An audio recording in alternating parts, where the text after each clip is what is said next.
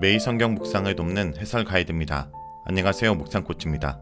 함께 읽고 나눌 말씀은 레위기 14장 1절에서 20절까지 말씀입니다. 먼저 1절에서 9절 읽겠습니다. 여호와께서 모세에게 말씀하여 이르시되 나병 한 자가 정결하게 되는 날의 규례는 이러하니 곧 그 사람을 제사장에게로 데려갈 것이요 제사장은 진영에서 나가 진찰할지니 그 한 자에게 있던 나병 한 부가 나았으면 제사장은 그 정결함을 받을 자를 위하여 명령하여 살아있는 정결한 새 2마리와 백향목과 홍색 실과 우수초를 가지고 오게 하고 제사장은 또 명령하여 그 새 하나는 흐르는 물 위 질그릇 안에서 잡게 하고 다른 새는 산채로 가져다가 백향목과 홍색 실과 우수초와 함께 가져다가 흐르는 물에서 잡은 새의 피를 찍어 나병에서 정결함을 받을 자에게 7번 뿌려 정하다 하고 그 살아있는 새는 들에 놓을지며 정결함을 받는 자는 그의 옷을 빨고 모든 털을 밀고 물로 몸을 씻을 것이라. 그리하면 정하리니 그 후에 진영에 들어올 것이나 자기 장막 밖에 이레를 머물 것이요 7째 날에 그는 모든 털을 밀되 머리털과 수염과 눈썹을 다 밀고 그의 옷을 빨고 몸을 물에 씻을 것이라. 그리하면 정하리라. 진 밖으로 추방되었던 나병 한 자는 제사장의 검사를 통해 완치가 확인되면 진안으로 복귀할 수 있었습니다. 이때 나병 한 자는 제사장 앞에 서야 하는데 제사장이 진 밖으로 나가 그의 상태를 확인했습니다. 제사장이 그가 완치된 것을 확인하면 그를 위한 정결례를 준비합니다. 준비물은 정결한 새 2마리, 백향목, 홍색실, 그리고 우슬초입니다. 여기서 새들은 비둘기가 아닙니다. 일부 랍비들은 이것을 참새로 간주합니다. 우슬초, 홍색실, 그리고 백향목은 정결의식에 자주 사용됩니다. 백향목은 아마도 네버논의 특산물로 삽목의 일종일 것입니다. 이 나무는 고대 근동의 정결 의례에서도 흔하게 물에 담가 사용하였습니다. 백향목은 빨간 색깔 때문에 제2의 피를 상징하기 위해 사용되었을 것입니다. 또한 백향목은 진한 향기를 바라고 부패에 강한 나무로서 그 상징성이 컸습니다.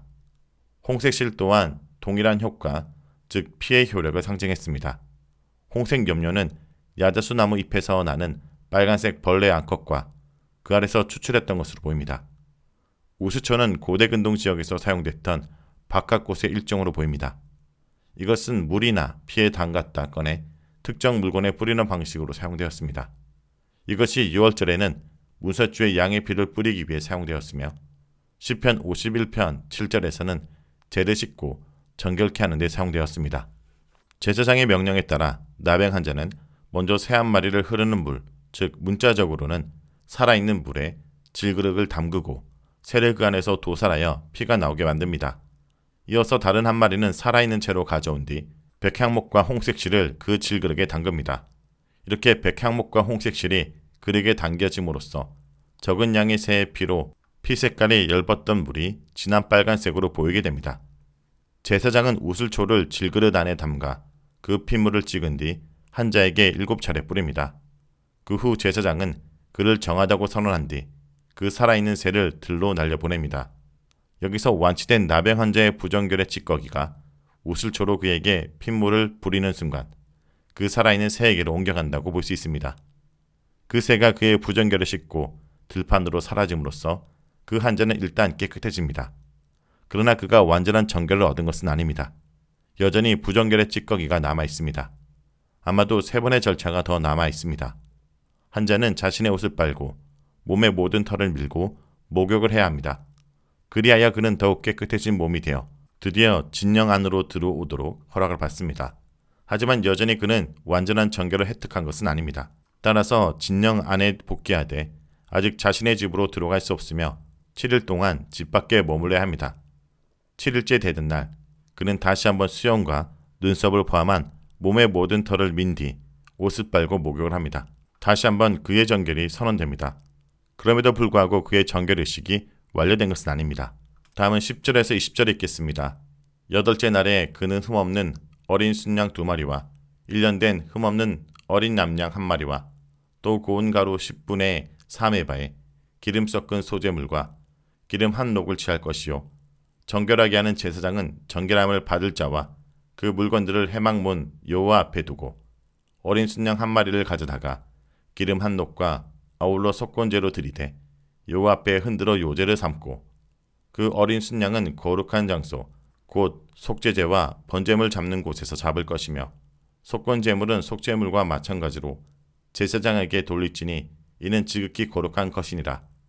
제사장은 그 속건제물의 피를 취하여 정결함을 받을 자의 오른쪽 귓부리와 오른쪽 엄지손가락과 오른쪽 엄지발가락에 바를 것이요 제사장은 또 그 한 록의 기름을 취하여 자기 왼쪽 손바닥에 바르고 오른쪽 손가락으로 왼쪽 손에 기름을 치고 그 손가락으로 그것을 여호와 앞에 7번 뿌릴 것이요 손에 남은 기름은 제사장이 정결함을 받을 자의 오른쪽 귓부리와 오른쪽 엄지손가락과 오른쪽 엄지발가락 곧 속건제물의 피에 바를 것이며 아직도 그 손에 남은 기름은 제사장이 그 정결함을 받는 자의 머리에 바르고 제사장은 여호와 앞에서 그를 위하여 속죄하고 또 제사장은 속죄제를 드려 그 부정하로 말미암아 정결함을 받을 자를 위하여 속죄하고 그 후에 번제물을 잡을 것이요 제사장은 그 번제와 소제를 제단에 드려 그를 위하여 속죄할 것이라.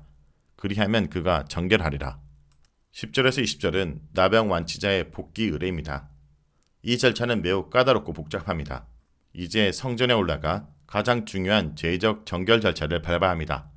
준비해야 될 제물은 흠없는 짐승들로 어린 순양 2마리, 1년 된 어린 암양 1마리, 10분의 3 에바의 밀가루에 기름을 섞어 준비한 소제물, 그리고 기름 한 녹입니다. 제사장은 그 한 자를 회막문, 즉 여호와 앞에 서게 하고 준비한 예물들로 거기 둡니다. 아마도 제사가 진행될 제단 앞일 것입니다. 먼저 순양의 속건제를 바칩니다. 이때 순양과 더불어 준비해온 한 록의 기름을 함께 가져가 그것을 제단 앞에서 요제로 흔듭니다. 본문에서는 생략되어 있지만 아마 요제로 들어올리기 전에 순양의 머리에 한 자가 안수했음이 분명합니다. 분명히 이런 절차를 통해 순양과 기름은 성물로 바뀝니다. 이어서 한 자는 순양을 도살해서 피를 내고 제사장은 그 피를 받아 그 한 자의 오른쪽 귓부리, 오른쪽 엄지손가락, 오른쪽 엄지발가락에 바릅니다. 모두 오른쪽 신체의 말단들입니다. 이어서 제사장은 기름을 왼쪽 손바닥에 따른 뒤 오른쪽 손가락으로 기름을 찍어서 유 앞에 7번 뿌립니다. 기름은 요제로 제단 앞에 들어올려 하나님께 봉헌되었으며 이미 거룩한 기름입니다. 제사장은 이미 이 거룩해진 기름을 그 한 자의 피가 묻은 신체의 말들에 다시 바릅니다. 여전히 기름이 손바닥에 남아있고 제사장은 이어서 그 기름을 한 자의 머리에 바릅니다. 이로써 그는 속죄함을 받습니다. 나병 완치자의 신체의 말단에 순양의 피와 기름을 바르는 행위는 매우 독특합니다. 이것은 향단불에 피를 바르는 것과 흡사합니다. 그 뿔들의 피를 바르면 그런 끝부분들은 전체를 대표하는 일부로서 그런 피 바르기는 오염에 가장 민감한 곳을 시선에 전체를 씻는 의미를 가졌을 것입니다. 따라서 나병 환자의 경우도 신체 말단을 통해 전체를 씻고 동시에 머리부터 발끝까지 더럽혀진 신체 전체를 배상한다는 의미를 지녔을 것입니다. 그러나 이 경우라도 제단을 씻는 기능은 속건제가 아닌 그 후 바쳐진 양의 속죄제가 담당했을 것입니다. 그런데 왜 기름은 여호와의 앞 제단 근처에서 7번 뿌리고 남은 기름을 그 제사자에게 발랐을까요?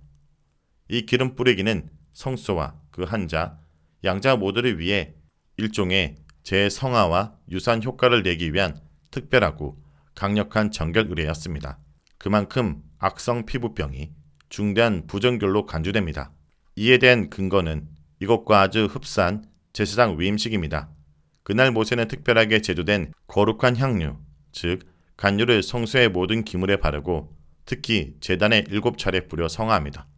이어서 간유를 아론의 머리에 바르고 모든 제사장의 신체 끝부분에 위임식 순양의 피를 바릅니다. 비슷한 절차가 앞성 피부병에서 치료된 환자들에게 실행된 것입니다. 나병 완치자를 위한 마지막 절차로 남은 제사들을 바칩니다. 그것들은 속죄제와 번제 그리고 소제입니다. 속죄제는 그 나병 환자가 더럽힌 제단을 씻기 위해서임이 명백합니다. 그리하여 그는 속죄를 얻습니다. 이어서 마지막으로 제사장은 번제와 소제를 제단에 드려 그를 위한 속죄를 최종 완성합니다. 분명히 번제와 소제는 그가 완전한 정결의 획득과 더불어 정상의 상태로 복귀한 것을 감사하기 위한 제물이었을 것입니다. 여기서 우리는 18절에서 20절에 연달아 속죄가 선언된 것을 볼 수 있습니다. 이것은 마치 각각의 제사들이 고유의 속죄 기능으로 그 한 자리 위에 속죄를 맡는 것처럼 이해됩니다. 그러나 우리는 번제와 소제가 드려진 뒤 마지막 속죄 선언과 더불어 그가 정결하리라 라고 최종적 판정이 내려진 것에 주목해야 됩니다. 다시 말하면 이 모든 제사의 절차들이 연합해서 최종적인 속죄를 완성하고 그로 인한 최종적 정결이라는 결과를 도출했습니다. 따라서 20절에 최종적 속죄 선언 전에 등장하는 속죄 선언들은 최종적 속죄를 미리 내다본 잠정적이고 선취적인 속죄 선언이라고 할 수 있습니다. 자, 여기까지가 레위기 14장 1절에서 20절까지 말씀입니다. 오늘 말씀을 통해 우리는 무엇을 묵상하고 적용해야 할까요? 우리는 정결케 된 자로서 감사의 예배자로 살아야 됩니다. 정결케 된 자는 속건제, 번제, 소제, 속죄제를 드려야 합니다. 제사장은 어린 순양의 피와 기름을 나은 자의 오른쪽 귓부리와 엄지손가락, 엄지발가락에 바릅니다. 제사장의 위임식처럼 전인격적인 삶의 정결을 의미합니다. 우리도 마찬가지입니다. 예수님의 속죄로 정결케 되어 공동체에 참여하게 되었으니 이제 우리는 기쁨과 감사로서 하나님을 섬기고 예배해야 될 것입니다.